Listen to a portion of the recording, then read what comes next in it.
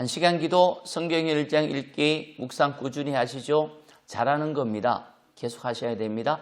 사무엘하 24장 1절에서 17절 여호와의 손에 빠지다. 아무리 고위직에 있던 거물급 인사라도 많은 죄를 지었다면 벌을 받는 것처럼 죄악이 가득하면 하나님의 진노를 피할 수 없습니다.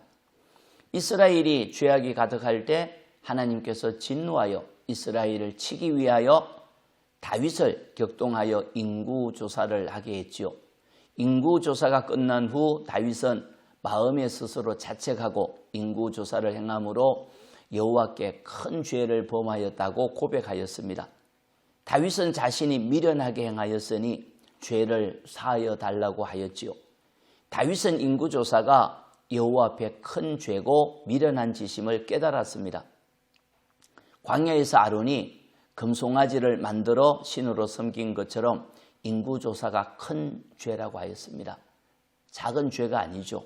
북이스라엘의 초대왕 여로보암이 단과 베델에 금송아지를 만든 것처럼 인구조사는 큰 죄라고 고백하였습니다. 다윗이 회개하고 깨달을 때 하나님께서 갓시라는 선지자를 보내 3가지 징벌 중 하나를 택하라고 했죠. 이스라엘의 기근이 7년 동안 있는 벌을 받을 것인지, 아니면 왕이 원수에게 쫓겨 석 달을 도망 다니는 벌을 받을 것인지, 아니면 사흘 동안 온 나라에 전염병이 있는 벌을 받을 것인지 택하라고 하였습니다. 3가지 벌은 모두 감당하기 힘든 엄중한 벌이지요. 가벼운 것이 하나도 없습니다. 7년 동안 하늘이 닫혀 비가 오지 않으면 사람과 짐승은 큰 타격을 받을 수밖에 없습니다. 어쩌면 수많은 사람들이 먹을 것이 없어 굶어 죽어갈 수도 있지요. 그렇다고 전쟁이 일어나 왕이 원수에게 쫓기는 벌도 가볍지 않습니다.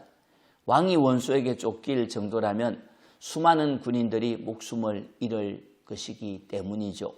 전염병으로 죽어가는 것도 가볍지 않는 벌입니다. 3가지 벌 중에 하나는 반드시 받아야 하기에 다윗은 고민하다가 결정하였습니다. 14절이죠. 다윗이 갓에게 이르되 내가 고통 중에 있도다. 청하건대 여호와께서는 긍휼이 크시니 우리가 여호와의 손에 빠지고 내가 사람의 손에 빠지지 아니하기를 원하노라 하는지라. 이에 여호와께서 그 아침부터 정하신 때까지 전염병을 이스라엘에게 내리시니 단에서부터 부엘세바까지 백성의 죽은 자가 7만 명이라. 아멘.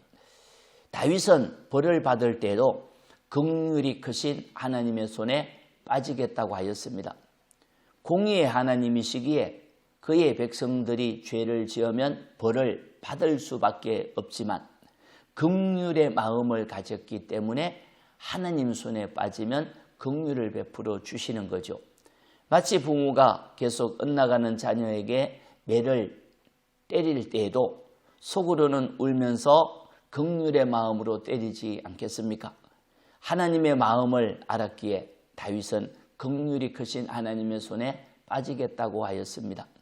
공의의 하나님이시기에 죄에 빠지면 벌을 받을 수밖에 없지만 긍휼이 많으신 하나님이기에 벌을 받을 때에도 자비의 마음으로 벌을 주시는 거죠.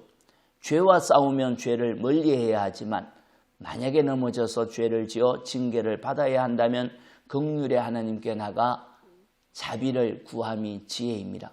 긍휼의 하나님이여 불쌍히 여겨주소서 하며 하나님께 나간다면 하나님은 자비를 베풀어 주실 것입니다.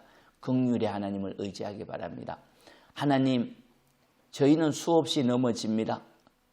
가지 않아야 될 길을 가고 해야 할 일을 하지 않을 때가 많습니다. 긍휼이 많으신 하나님 앞에 나가 자비를 구하오니 하나님의 손에 빠져서 징계 중에라도 은혜 받는 삶이 되기를 원합니다. 그리고 속히 하나님께 돌아갑니다. 저희를 불쌍히 여겨 주옵소서.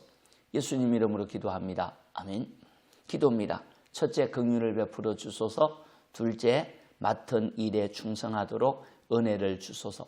찬송은 310장 하나님의 은혜로 하나님 경외하는 거 훈련합시다. 잘 됩니다. 아멘.